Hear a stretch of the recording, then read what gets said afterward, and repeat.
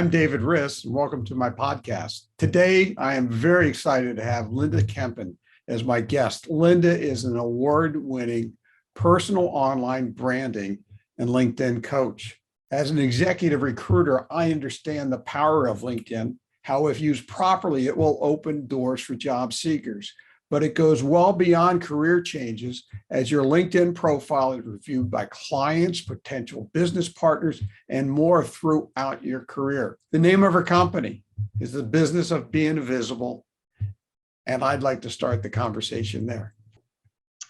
Well, I'm focused a lot on visibility because it's a real driver in terms of how people, the way the whole process of recruiting, sourcing talent, and even any kind of advancement you're trying to do in your career. People are always searching, and they're searching online 24/7. And a big piece, the big driver here, one of them is visibility. And that's really baked into how LinkedIn is designed as a platform.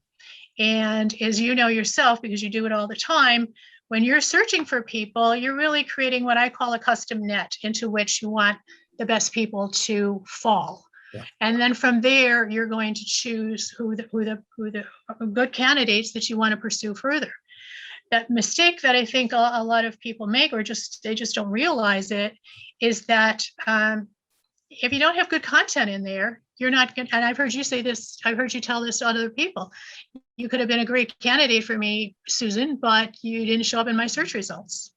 One of the things that I tell candidates when they say, well, why should I spend time on it? And I say, because that's the very first place that recruiters look when they're taking on a job search. In my case, I'm an executive recruiter, but I know the internal recruiters, the corporate internal recruiters, first place they look invariably is LinkedIn.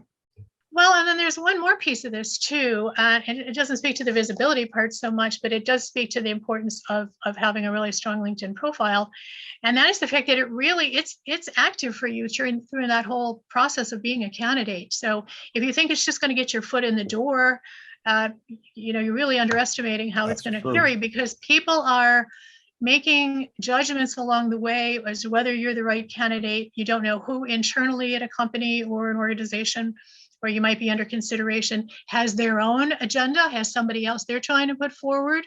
So they'll compare your LinkedIn to their LinkedIn and say, well, John doesn't really have all these things that my candidate does. So all kinds of things can be going on behind the scenes that you don't even realize, because it's out there for people to see and review. And if yours is a bit lackluster, it's real easy for them to discount you because XYZ is missing, even though you have it. You just didn't bother to put it up there.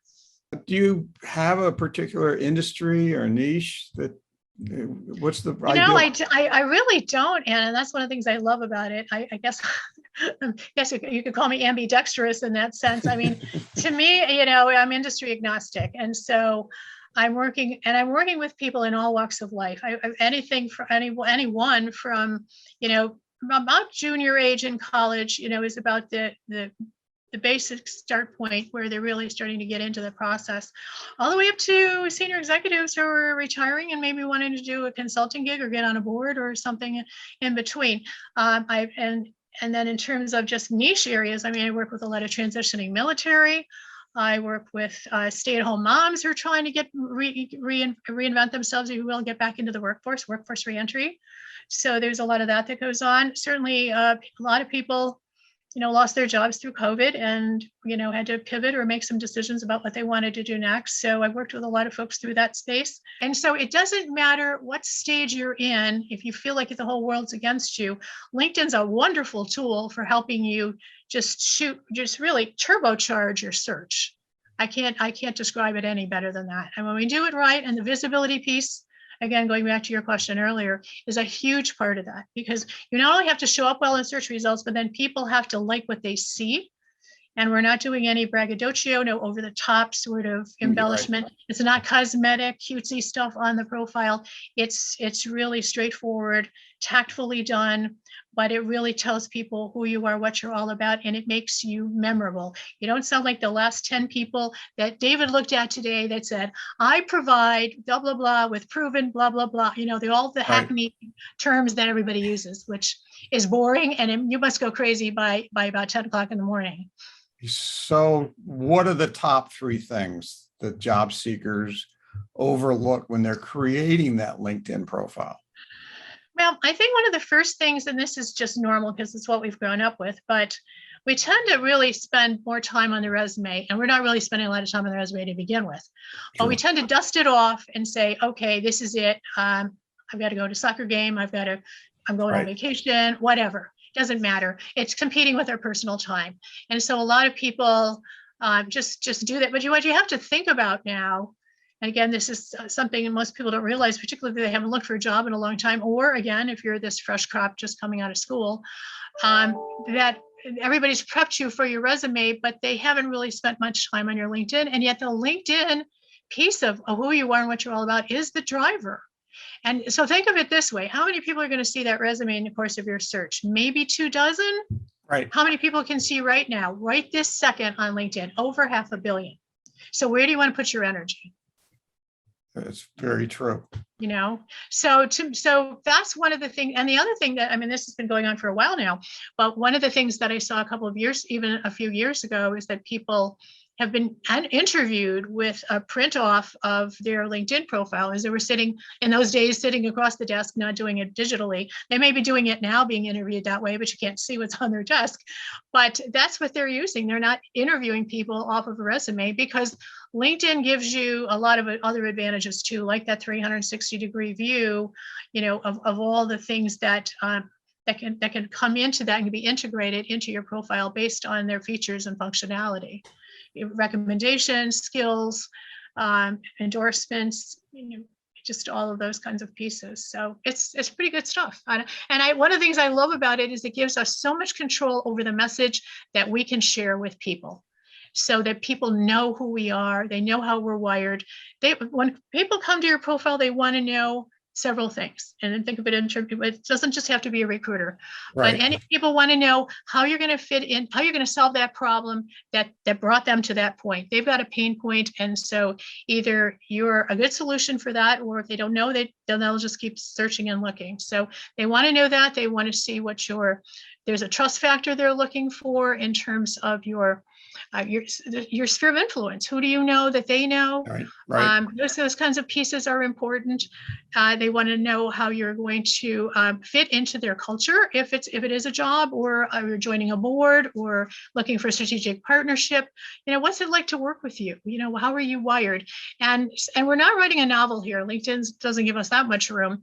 But at the end of the day, we do this in a way in which you show up for your full value, and you allow people to know these things about you in great ways that are just little gems, but they make a difference in terms of making you memorable and unique.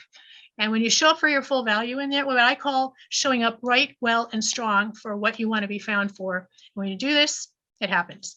So one of the things that I tell people is that LinkedIn provides them with an opportunity to show their personality more so than a resume.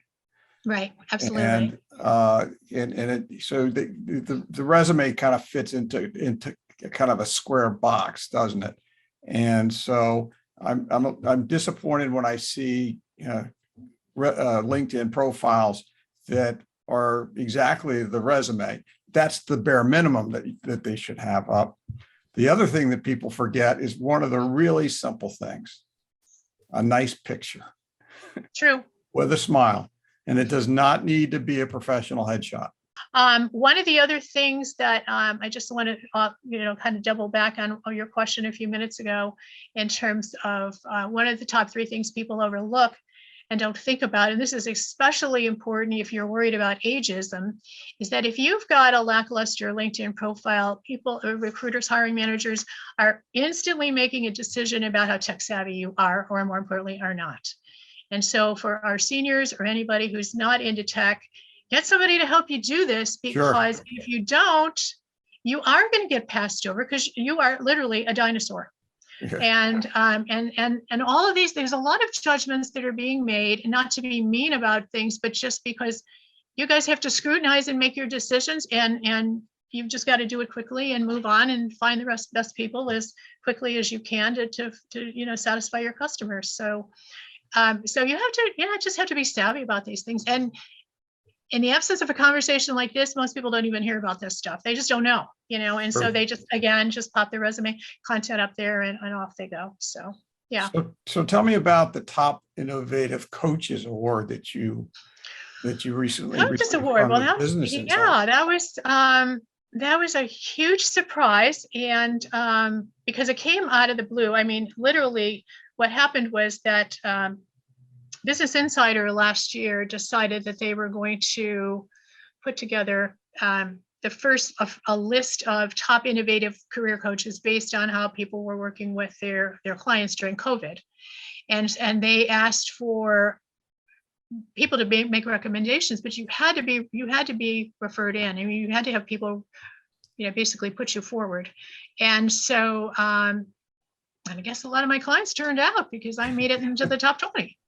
So, and it happened very fast. It was only out there for a short period of time, and then there was a cutoff, and then they reached out to all of us who were, quote, semi-finalists, and then we had to send in our information, and then they selected us. So poof. And I was really the only one who was exclusively a LinkedIn coach in that space. I mean, the other business coaches doing different types of things, but this was global, which is amazing. So they had people from, I mean, there was even a person in there from Saudi Arabia. So, wow. And we had, some from Europe and so on. So to me, in the top 20 out of that was, amazing. And I was really humbled by the number of people who must have jumped in and endorsed me, because it was a really short window, tight window. So yeah, it's good. One of the things that employers are looking for are thought leaders. So now then that brings, the personal branding conversation comes into that.